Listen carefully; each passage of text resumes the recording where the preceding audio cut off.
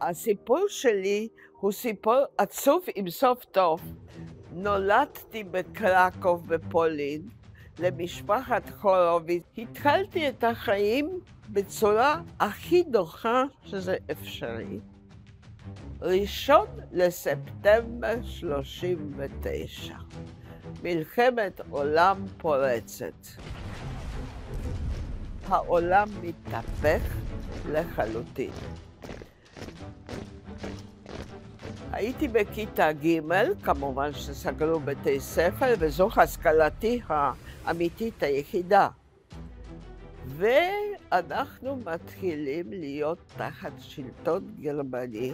לקחו לנו את הכל שהיה בעל ערך. האמת שכל המלחמה הייתי עם משפחתי, אבל ההישרדות שלי הייתה הישרדות שלי אישית. אבא שלי קיבל אישור להיות בגטו כי הוא היה מעובדי המתכת. נכנסים לגטו, אבא שלי עובד. יום אחד נכנס לעסק של אבא שלי איש ומראה לו נייר ואומר, אני רוצה חותמת שתעשה לי על הנייר הזה. ואז אבא שלי מסתכל על הנייר, לא ידע מילה אנגלית, גם האיש לא ידע מילה אנגלית, אבל הוא ראה שזה נייר רשמי של ארצות הברית, שמאשרת שם אזרחות של מישהו. ואז הוא אמר לו, אתה נותן לי נייר כזה למשפחתי, תמורת החותמת שאני עושה לך. ואז בא דוד שלי בשביל לקחת את הנייר הזה לגסטאפו לעיר קטנה, כי בקרקוב ידענו שזה לא יבוא. ואחי אומר לו, תשמע, יש פה שגיאה כזו איומה שזה לא יבוא. הנייר היה כתוב על פילדלפיה, הנייר לדוגמה היה על ניו יורק, ניו יורק. והבורים כתבו פילדלפיה, פילדלפיה. הדוד שלי לקח סיגריה, הפיל את הבדל סיגריה על הפילדלפיה השנייה, נשאר פי, וזה הציל אותנו. הנייר עבר בגסטאפו.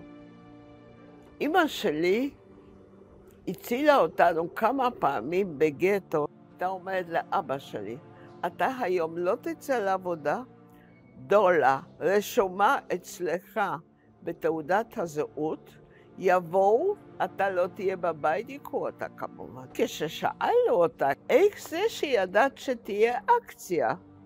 אז היא אומרת, פשוט מאוד, ראיתי שיש פתאום המון מסעיות מסביב לגטו. הם באו פה לעשות אנשים, זה בלון.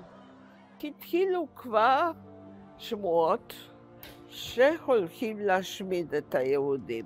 כמובן שלא האמנו, ולכן לא ברחנו גם.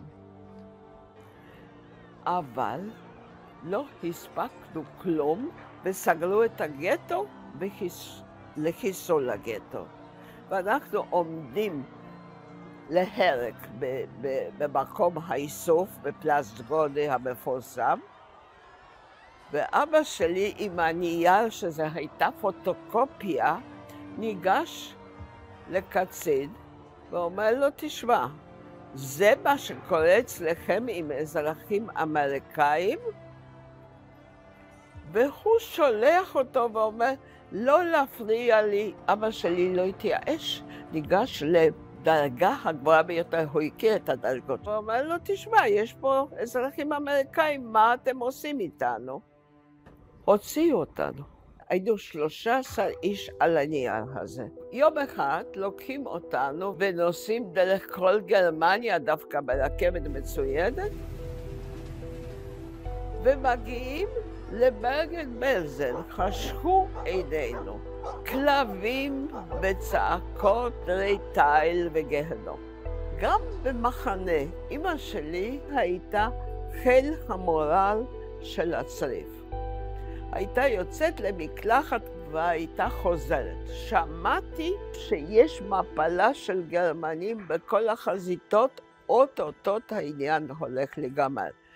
וכששאלתי אותה אחרי המלחמה, אמא, מה זה היו ההודעות שלך? היא הבינה שלהרים לאנשים את המצב רוח זה כנראה הדבר החשוב ביותר שיש. ואני למדתי את זה ממנה. עכשיו, מה אני עשיתי במחנה? לא עבדנו והיו לנו הבגדים שלנו. אני מצאתי מילון אנגלי-גרמני, ואני לקחתי את המילון ולמדתי אנגלית. אני דיברתי אנגלית, וידעתי אנגלית שהיום זו השפה השנייה שלי, שאולי אני יודעת הכי טוב, כי עבדתי בזה כל החיים אחר כך. היינו שם עד הסוף, וכמה ימים לפני השחרור שמו אותנו ברכבת כדי להעביר אותנו למזרח. כשהגענו לנחל אלבה, החיילים קיבלו פקודה לפוצץ גשר עם הרכבת עליו, כדי שלא יבצעו אותנו. היו בינינו כל מיני אנשים מאוד חשובים. האנשים האלה פנו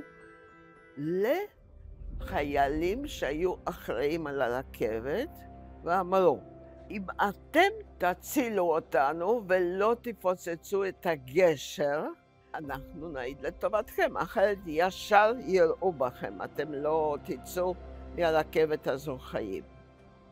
ובאמת עצרנו, ותוך 6 שעות הגיע הטנק האמריקאי הראשון. את זוכרת איך הרגשת ברגע שראית את זה? אני לא יכולה לתאר את ההרגשה הזו. קודם כל הייתי מאוד מודאגת, כי אבא שלי היה במצב רע מאוד, והאימא הייתה המעודדת שלנו כל המלחמה, וגם במחנה ריכוז וגם באותו רגע. בקיצור, האיש שבא עם היחידה האמריקאית, על ידינו היה כבר של אנשי גסטאפו. הוא ניגש לראש הכבר, שם את האקדח על רקתו, כן. ואמר לו, תוך 2 שעתיים אתה מפנה את הכבר ומכניס את האנשים האלה חצי מתים פנימה. וכך היה. ונכנסנו פנימה לאיזו דירה, פותחים את המזווה, מלא נקניקים ואוכל וכל טוב שבעולם.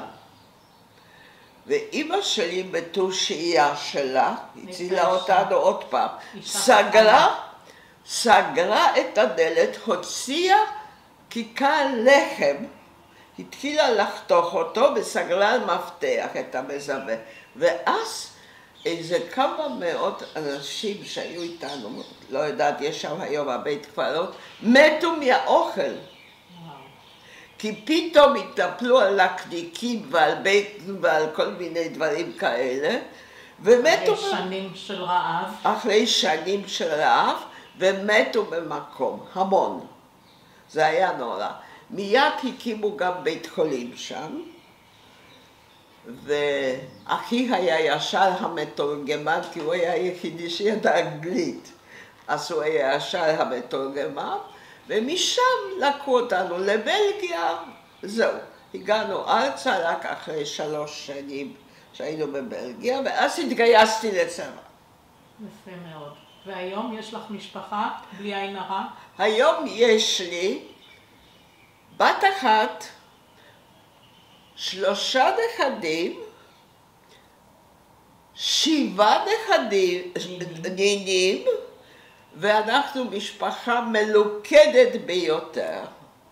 ובינתיים התחתנתי, אחר כך בעלי נפטר שהייתי בת 35, אחר כך התחתנתי עוד פעם, אז יש לי משפחה נוספת. חיים מלאים. אם אתה לא חי אלא מעביר את הזמן, זה חבל, כי הזמן עובר ואתה גם תעבור. ואני רוצה שהילדים שלי והנכדים שלי והנינים שלי ידעו שהחיים הם יקרים.